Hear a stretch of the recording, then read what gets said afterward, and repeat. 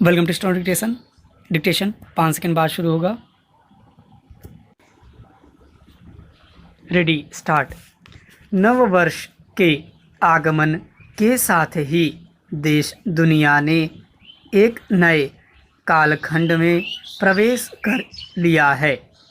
ऐसे अवसर न केवल एक नई उम्मीद जगाते हैं बल्कि सकारात्मक भाव का संचार भी करते हैं।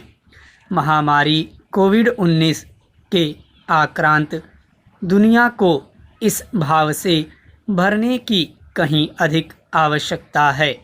सौभाग्य से इस आवश्यकता की पूर्ति हो रही है और इसमें सहायक बन रही है कोविड-19 रोधी वैक्सीन।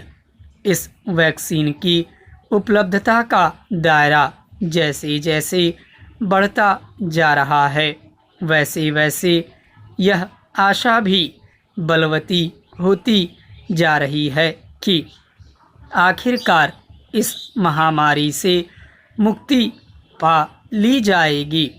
अच्छी बात यह है कि अगले 1-2 दिन में यह तय हो जाएगा कि भारत में वैक्सीन लगने का कार्यक्रम कब से शुरू होगा।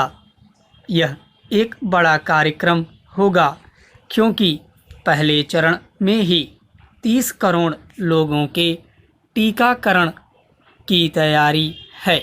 यह तैयारी अंतिम चरण में होने के बाद भी अभी सावधानी बरतने की ज़रूरत है क्योंकि एक तो कोरोना संक्रमण से मुक्ति नहीं मिली है और दूसरे उसके बदले हुए रूप ने भारत में भी दस्तक दे दी है।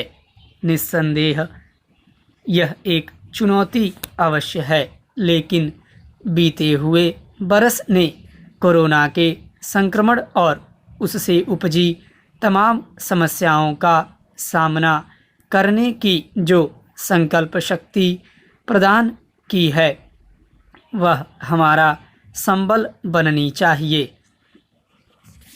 भारत ने तमाम विपरीत परिस्थितियों में कोरोना के कहर का जिस तरह सामना किया है वह एक मिसाल है।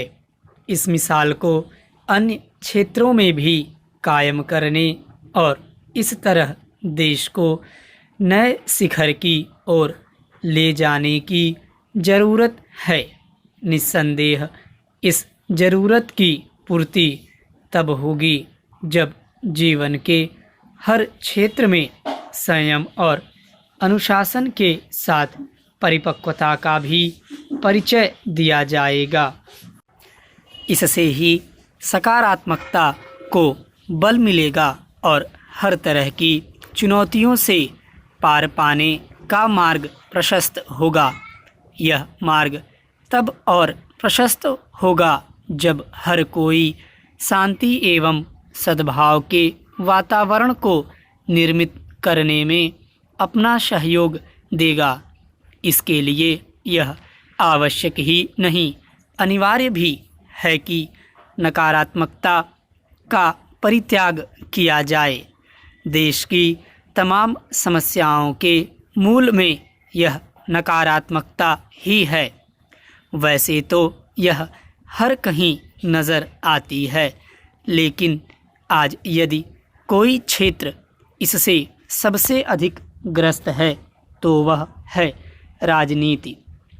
इस नकारात्मकता का एकमात्र उपचार है शुभ संकल्प और सबके कल्याण की भावना। यह समझने की ज़रूरत है कि इस नकारात्मकता ने ही उस सकारात्मकता और तार्किकता के लिए स्थान कम किया है जिसके बिना कोई समाज या देश आगे नहीं बढ़ सकता।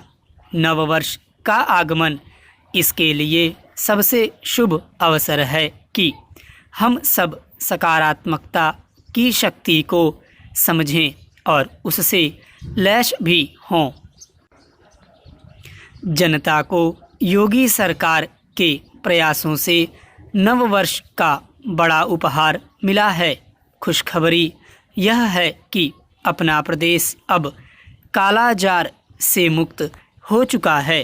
यह उपलब्धि इसलिए बहुत बड़ी है क्योंकि दुनिया भर में मलेरिया के बाद कालाजार से ही सर्वाधिक मौतें होती हैं।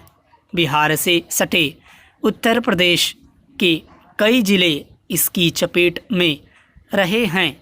यहाँ कुछ मामले अब भी हैं, लेकिन इसे नगण्य माना गया है। केंद्र सरकार 3 साल बाद कालाजार उन्मूलन का प्रमाण पत्र देगी। कालाजार के खात्मे का महत्व इसलिए भी बड़ा है क्योंकि यह गरीबों और कमज़ोर वर्ग के लोगों को निशाना बनाने वाली बीमारी है। इसकी वाहक बालू मक्खी है, जो कच्चे घरों की दीवारों की दरारों में पनपती है। मक्खी इतनी छोटी होती है कि इसे काटते वक्त देख पाना भी मुश्किल होता है। इसके संक्रमण से रुक रुक कर 14 दिन से 6 माह तक बुखार आता है और शरीर भी काला पड़ जाता है। पूर्वांचल का कहर बनी जापानी इंसेफ्लाइटिस को योगी सरकार ने जिस तरह से काबू किया वह उदाहरण है। बहुत दिन नहीं हुए जब हजारों बच्चे इसकी चपेट में आकर जान गंवा बैठते थे, पर अब सूरत बदल चुकी है। जापानी इंसेफ्लाइटिस को न सिर्फ प्रसार के स्तर से रोका गया बल्कि इलाज के प्रबंध भी सुदृढ़ किए गए। पूर्वांचल के ही पिछड़े जिलों का कोढ़ बने कालाजार पर भी सरकार मुस्तैद रही, अन्यथा यह रोग तो इतना भयावह है कि समय से इलाज न मिले तो 95% मामलों में मौत तय जानिए। यही नहीं, ठीक हो चुके 20% लोगों को त्वचा संबंधी समस्याएं यदाकदा होती रहती हैं। प्रदेश सरकार ने इसे समझा और CHC PHC से आगे आशा कार्यकर्ता और स्वास्थ्य कर्मियों के जरिए गांव-गांव जांच कराई, मरीजों को एम्बुलेंस से अस्पताल पहुंचाया। निरोधात्मक कार्रवाई और अच्छे इलाज से मरीज घटते जा रहे हैं।